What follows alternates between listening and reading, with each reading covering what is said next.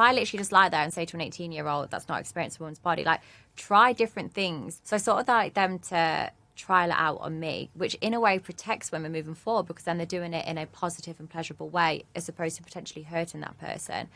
And the same with those guys, like, they don't know what they enjoy, you know, physically or mentally, or the way they like to be spoken to in the bedroom. So it sort of gives them a very safe, judgment-free, you know, place to try out these things. But in terms of upping the ante, if people aren't relevant anymore, that's their fault. If they're not pleasuring their fans and their subscribers, they need to relook at the way they do things. A lot of women, unfortunately, can never accept the blame on themselves. It's suddenly, oh, their income's dropped or they're no longer relevant.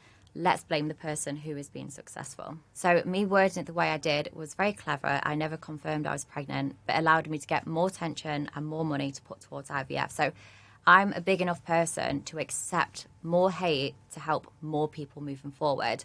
And unfortunately, they just haven't got the backbone to do what I do. I thought that was what happiness was.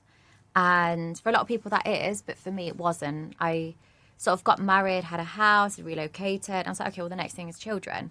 And I got so fixated on that. So I was like, well, that's the next part of life. That's the next part of being successful, is having children.